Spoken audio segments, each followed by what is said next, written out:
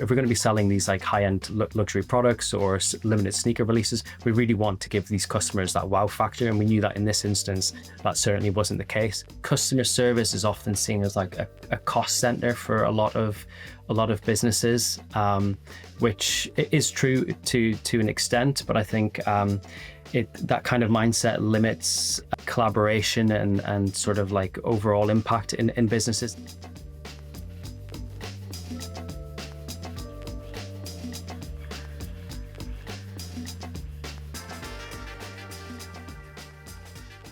Welcome back to How to Love a Customer, the show where we dive into the wild, wonderful, and sometimes downright weird world of customer experience.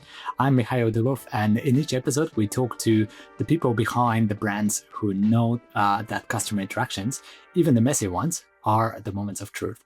Our guest today is David McDaid, Director of Customer Experience and Studio at And Clothing. David, welcome to How to Love a Customer. Hi, Mikhail. Thank you very much for having me on the show. Looking forward to having a good conversation today. Yeah, it's great to have you on the podcast. So before we dig into the customer anecdotes you brought us today, do you mind telling the audience a little bit about yourself? How did you first get into customer experience? Yeah, of course. I guess I never really sort of set out to get into customer experience, but I've always been drawn to roles where, you've got to understand people, and then there's also like an element of problem solving there. And I think really kind of connecting those dots is what sort of appeals to me. I started working at current company End, come up to 19 years now. And when I first started, it was just the co-founders and myself. So I had in those early days of a startup, you have to wear like many different hats. So originally I was very much focused on the operations side of things, like managing store, shipping orders, that kind of thing. And I sort of got into customer service, into customer experience, just through a sort of a fateful day, shall we say, of a phone call where I was helping to pack orders up. I was very busy. The phones were ringing, and I happened to answer it. It was an annoyed customer that I was lucky enough to get the call. I handled it very well, apparently. So one of the co-founders just asked me then if I'd be interested in setting up the customer service function at End, and I guess here I am after all those years. And naturally, my role has sort of progressed and evolved over time to kind of director of CX and Studio now. I love this story. It's actually more popular than you would think of a journey in customer experience. It's not that necessarily a category people learn in universities or things like that. A lot of people stumble into it from other places like operational. But I love that it started with an actual phone call. And David, I know that most of our on-trend UK listeners will be familiar with End. But for those tuning in from other countries, could you share maybe a little bit about the brand, what it stands for, how is it differentiates in the market, and the journey you've been on? Yeah, of course. So we're End. Yeah, we're like a lifestyle brand that started in the Northeast in 2005. So it's actually our 20th anniversary this year. We started off with a small store in Highbridge, which is like a sort of quite a famous street for clothing back in the day in Newcastle. And from there, we've grown to a sort of global lifestyle brand. We're most probably known for luxury. Our luxury offering, streetwear, and up and coming brands. We've got stores, 4 in the UK, 1 in Europe, and we also have a microsite, End Launches, where we collaborate with our brand partners on exclusive drops and sort of high heat, for want of a better phrase, sneakers. You know, that sector of retail fashion is constantly changing. It's there are so many new players entering this market all the time. There are so many different challenges you have from, probably not tariffs in your case, but a lot of other things happening. How do you stay ahead? Yeah, I mean, it's a great question. For us, our growth has been super exciting and challenging, I guess, at times, starting from a very small store in Newcastle and then kind of growing globally then. I think for us, really, retail moves very fast. You're challenged not just with reacting to what customers, well, maybe like customer issues, but also trying to sort of anticipate what they want in future. And really, for us to try and keep ahead, we try to turn like customer experience data into actionable insights, and then share that across the organization, so everyone's reading from the same hymn sheet, for want of a better phrase. So we tie in teams like logistics, operations, and marketing as well, to make sure that everyone's sort of aligned on the customer experience side of things. And what would you say, kind of for someone outside of the industry, what are some things people don't think of that are particularly challenging in delivering this amazing customer experience in fashion? Yeah, I mean, some of the biggest challenges that we faced is, trying to keep pace with our customer experience offering as the organization grows. With a lot of the products and stuff that we sell, they're very in demand, so customers are very clued up. They really know what they want, and there's a lot of sort of rapid kind of like releases and stuff like that. And as our company scaled, it was really trying to find out what the right technology was to help the customer experience and customer service teams scale in line with it. And I think that can be quite a bit of a challenge for organizations, kind of looking for, or people looking in from the outside at our organization. Tell us about this customer story. What happened and what made it the one that you'll probably never forget? Yeah, I mean, this is it's a tough one to sort of recount in a way, but around about almost sort of 3 years ago, we were going through a period. We had some operational challenges off the back of a warehouse management implementation, and we knew that there were customers facing issues off the back of that. It was really, there was a lot of friction kind of in that customer journey, and there's one customer that sort of stands out, where I didn't take the call, thankfully, but the member of the team did, and they basically sort of did a run through of all of the issues that they've had with this single purchase.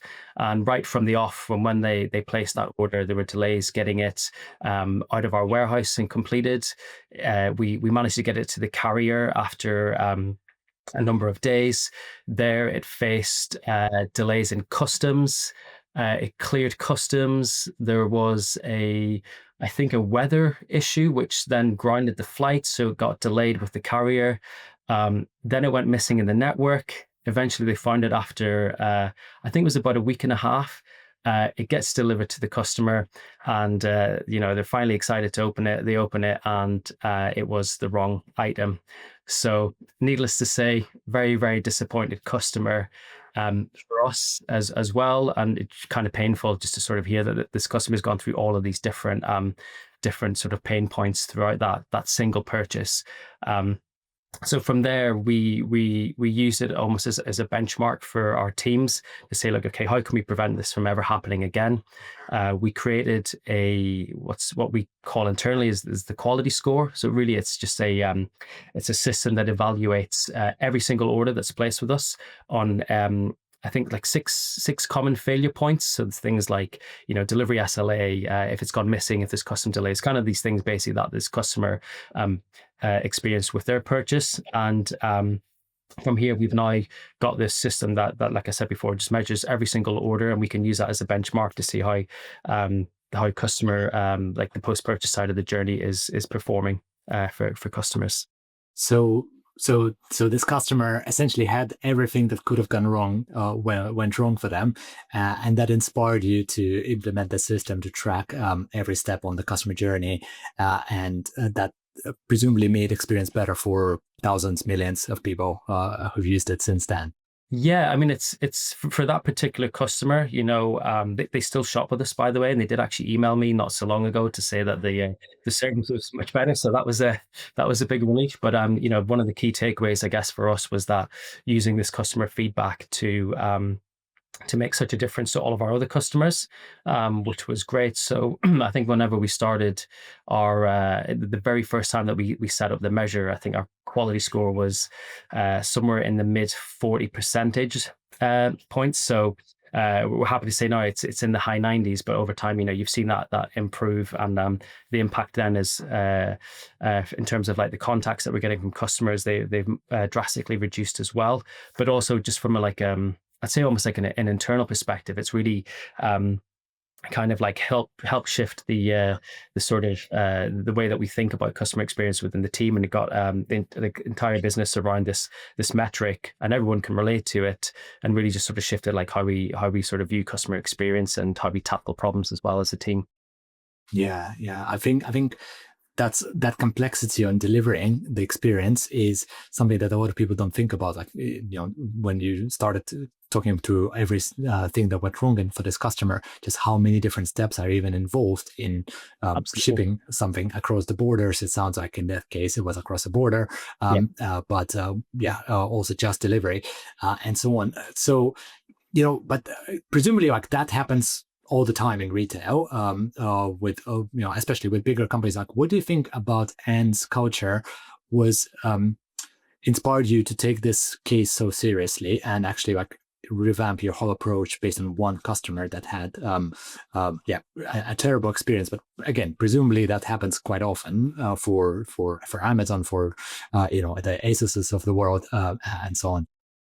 Yeah, I mean it's a great question. I think for us, hearing that feedback from a customer was painful, and everyone recognized that we'd really let this customer down. And there were other customers as well who were having these issues at that point in time as well, and we really didn't want that to kind of be the lasting impression that this customer or other customers have of the service, knowing that we can do much better than that. So what it really did is it created this alignment across teams to just think about the service that we offer, where can we improve it, and really just sort of like if we're going to be selling these like high end luxury products or limited sneaker releases, we really want to give these customers that wow factor, and we knew that in this instance that certainly wasn't the case. And from a company culture perspective, it really made us think about well, actually one of our values is customer first. I mean, you hear that we weren't living up to that, so it was really like how do we sort of use this value of ours and sort of weave it into that customer experience based on this customer's feedback. So Slightly controversial question, but like, how do you make this kind of approach profitable? Because there is an opinion that if you obsess over customer experience like this and you start always aiming for we have to be perfect here, be perfect there, it will cost us so much as a business that eventually there's just no using economics to make it work, right? What's been your experience at then? I mean, you have to invest in the customer really at the end of the day, and I guess everyone has different levels that they can invest in customer experience, and I totally understand that. There could be like cost barriers for customers, but if you take this one here as an example, we didn't actually invest in any sort of software to identify these issues and help us to be more proactive. It was actually a lot of that information already existed, and there was a lot of time spent with internal teams trying to configure this into a digestible dashboard that we could then take action from. So I get that a lot of companies might think that it's sometimes it's maybe not worth the investment, but ultimately the customers are the ones that pay those bills, and we've definitely seen a big improvement on on the customer experience off the back of this here, and these customers start to come back. Like I mentioned before, that customer terrible experience, and they still shop with us, and they were kind enough to sort of like reach out to me and let me know that as well, and also to thank us for improving the experience and taking the feedback on board. So I think there's definitely an investment to be made, and I guess it's just how serious you are about your customers will determine how much you sort of want to invest in it.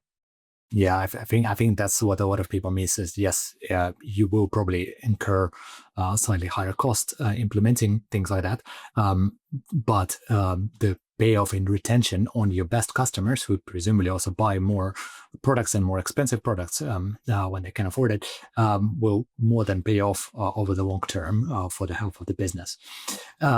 That's definitely like the approach we've seen work very well at Chattermill.